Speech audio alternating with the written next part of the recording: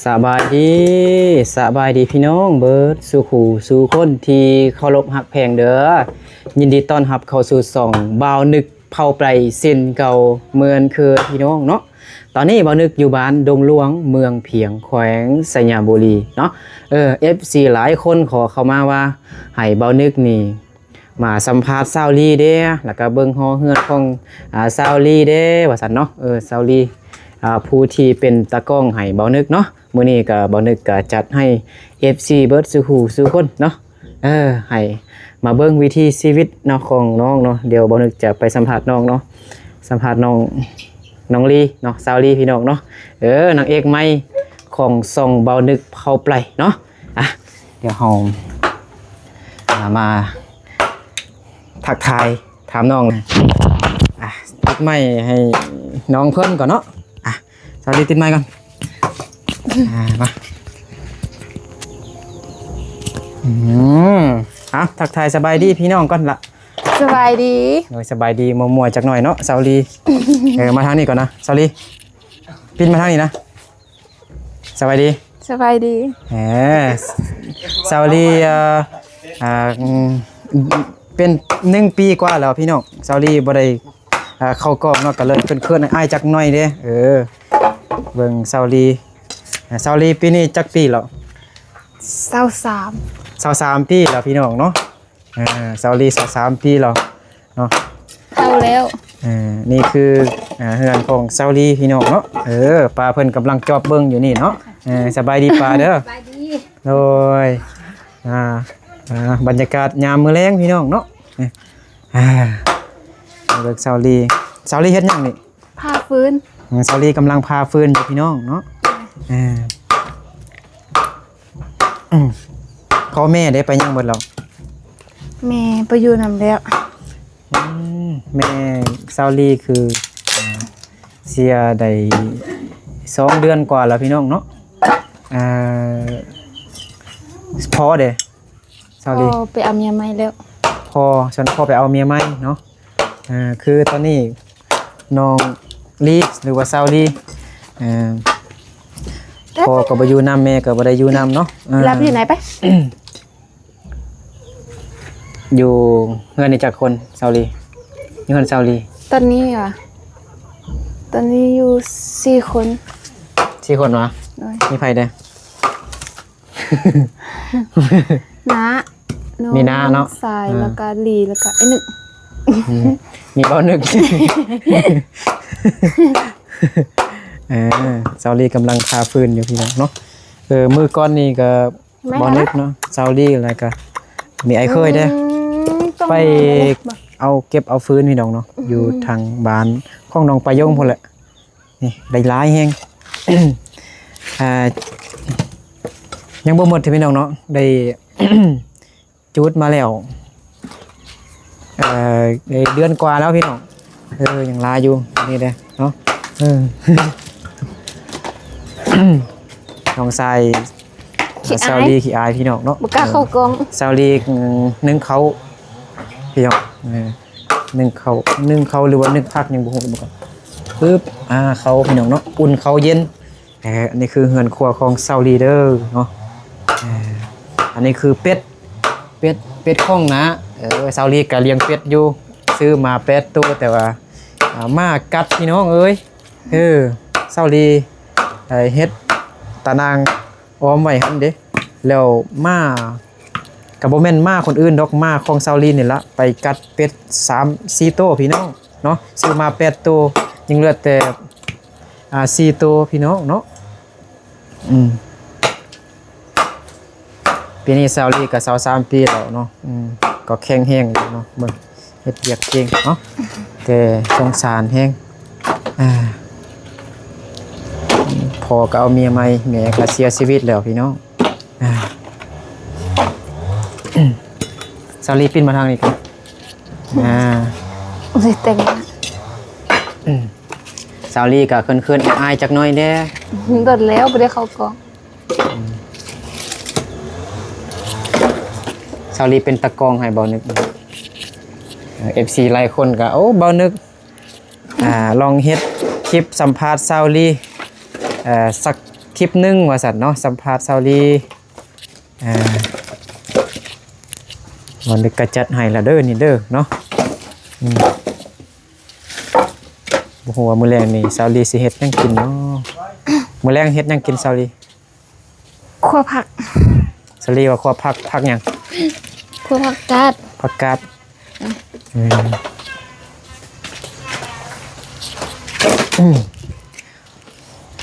บ่นึกสวยซาวลีคนฟืนกันแต่ละมือเฮ็ดหยังซาวลี นึ่งข้าวดังไฟ อ้าว แล้วก็บางมื้อก็ไข่เล็ก บ่บ่อาชีพซาวลีเฮ็ดหยังนะ 10ไข่เล็ก อาชีพขายเลขว่าซั่นพี่น้องเนาะใครอยากซื้อเลขซื้อนำซาวลีได้เด้อเนาะซาวลีขายห้วยพัฒนาลาวเนาะบ่แม่นขายเอาเงินตัวเองออกเนาะแบบขายให้เขาเจ้าพี่น้อง เลย เฮาก็กินเปอร์เซ็นต์มันเนาะจาก10,000เนาะแสนนึงก็ได้ส่วนเฮาได้ขายแสนนึงเฮาก็ได้กินกำไร20,000 30,000กีบพี่น้องแล้ว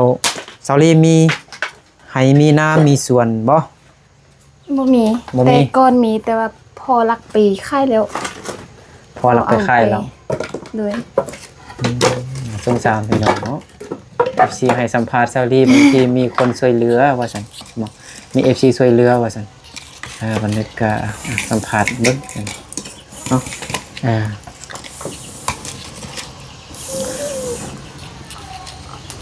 ซาวลีนี่นึ่งข้าวเป่าไฟแต่งอยู่ครัวกินรสชาติ บ่แซ่บ แซ่บอีหลีพี่น้องเนาะ บ่แซ่บเลยล้างถ้วยก่อน ซาวลีสิไปล้างถ้วยแล้วพี่น้อง บ่ได้เฮ็ดเอานะเด้อเฮ็ดประจำ ซาวลีเฮ็ดประจำแล้วพี่น้องเนาะบ่นึกมีแต่ตัดคลิปซาวลี แต่งอยู่ครัวกิน ทางล่างนี่ก็ซาวลีก็เฮ็ดส่วนน้อยๆนะฮักพี่น้องเนาะปลูกมะเขือมะเผ็ดมักซีดาเด้เนาะฝรั่งเนาะแล้วก็ผักหอมผักแพรวผักมีหลายอย่างพี่น้องผักหอมแป้นเด้มักใหม่อยังต่างๆอันนี้ก็เป็นคอกหมู มาจับก็ได้อันนี้คือคอกหมูของนาพี่น้องเนาะแต่ว่าตอนนี้คือนาเนาะนาของซาวลีบ่ได้บ่ได้อันเลี้ยงหมูแล้วเนาะเบิ่งอันนี้มันเครือมักโตนพี่น้องอยู่หลังคาคอกหมูนี่มีมักโตน4-5หน่วยอยู่นี่ก็ฟื้นอันนี้ฟื้นเนาะฟื้นยังบ่ได้พาเธอต้นใหญ่แห้งเนาะนี่คือเฮือนครัวเนาะยังบ่ได้เมียนของเมียนเครื่องพี่น้องเนาะชาวเลยังบ่ได้เมียนของเมียนเครื่องเนาะเปิดกล้องออกมาแล้วก็ถ่ายเลยพี่น้องเนาะที่การในการดื้อพี่น้องอันนี้แหละกัดเป็ดของซาวลีแต่เป็นมาของซาวลีนี่นางการที่ดื้อนี่กัดเป็ดนี่นะได้เกลือทุกมือตอนเช้าตอนแรงตอนสวยกินคือคนอันนี้มันเมอีก้านนี่ซื้อแพนด้าพี่น้องแพนด้ายิ้มดูแพนด้ายิ้มดูยิ้มดูการมานี่การเด้อการมี3ตัวมาซาวลีแพนซี่อันนี้แพนซี่อันนี้แพนด้ามันก้านเนาะแม่มันเป็นพญาดูลังพี่น้อง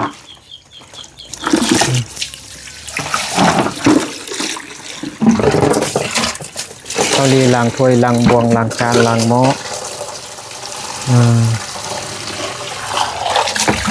ซาวลีเป็นชนเผ่ายวนชาวเผ่ายวนพี่น้อง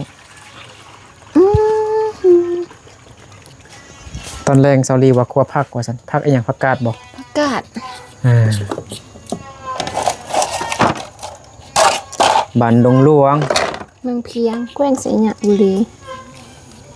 ผักใดของเราผักเหนือ เหนือบ่เป็นผักเตินะ บ่ คือเซาไปยงเนี่ยว่าผักไตกับเซาใหม่ผักไตว่าซั่น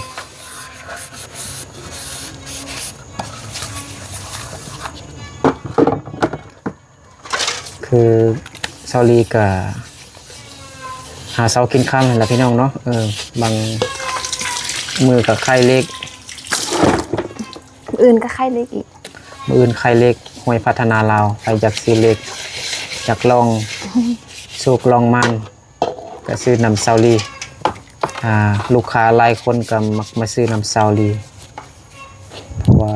เขามักทึกนำเซาลีเนาะถ้าเขาซื้อนำคนอื่นนี่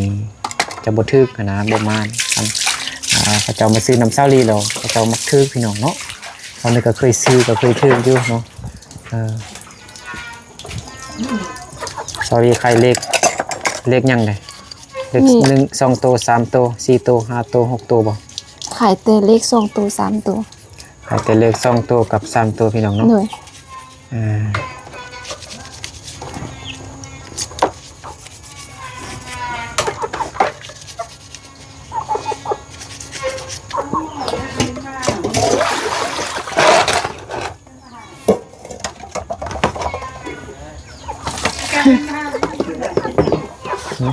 น้าพุย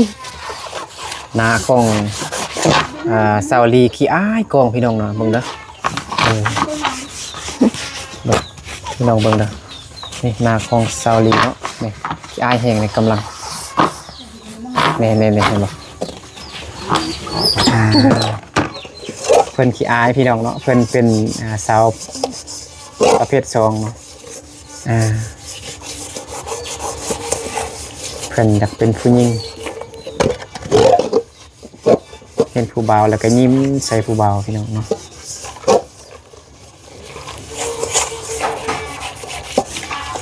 การเป็นอีการแล้วมันการคิดดื้อการนี่การเนี่ยการได้พุ่นหรอก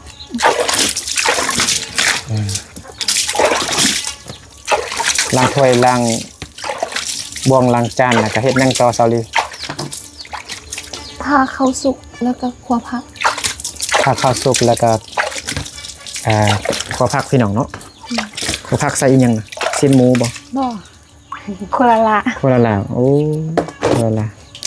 ก็มีซีนใส่น้ำสำพี่น้องอันนี้เป็นไก่ซาลีบ่ บ่แม่น ไก่เผา บ่ฮู้ โอ้มันมากินอาหารอยู่เฮือนซาลีเนาะเศษอาหารอยู่เฮือนซาลีหลายเด้มันก็มาเลาะอยู่เขตนี้เลาะหาอยู่หากินพี่น้องไก่เข้าเนี่ยมันมาลิ้นอยู่เฮือนซาลี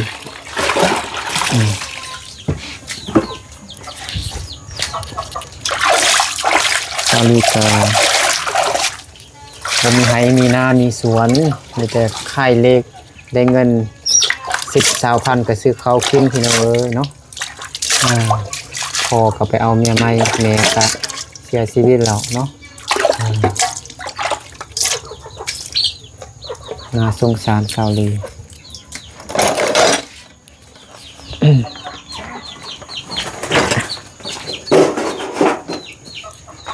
ถ้วยปะไว้ไหนเนาะปะไว้นอกนี่ไก่ไปเหยียบไปเตะหมดแล้วเนาะซาลีอุ่นเขาอยู่พี่น้องเนาะ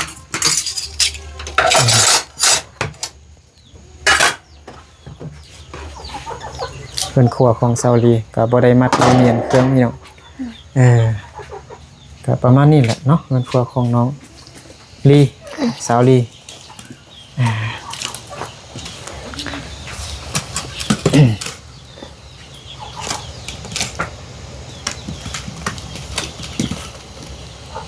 โอนเขาพี่น้องเนาะเขาแข็งปงไว้แล้วบ่ทึบ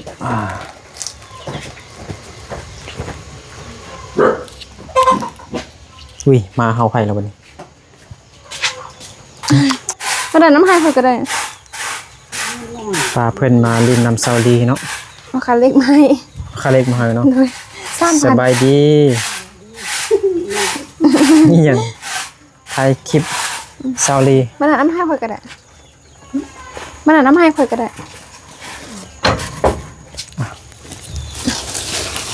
เก็บเนียนขี้เหงื่อขยะพี่น้อง บ่แม่นอันนี้เป่า โอ้อันนี้คำใบได้นี่นะระวังอันนั้น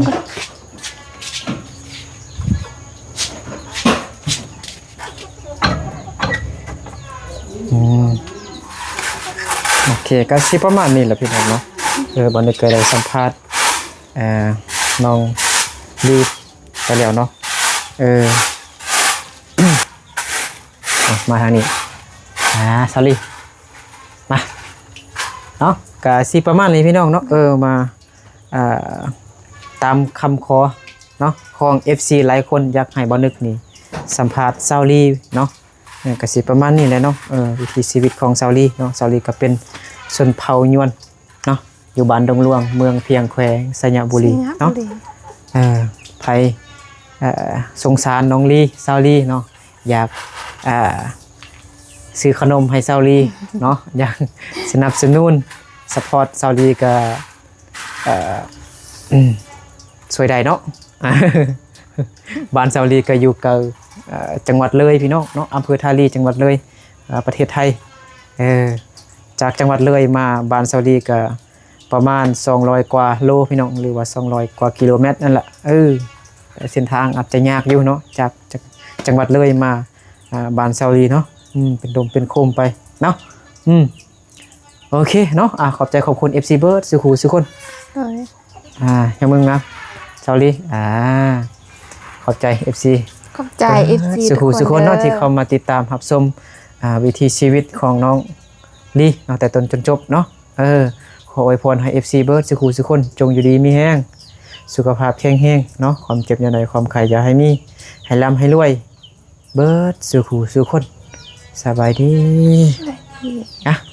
สำหรับคลิปนี้ก็ลาไปก่อนพี่น้องเนาะสวัสดีบ๊ายบายโดย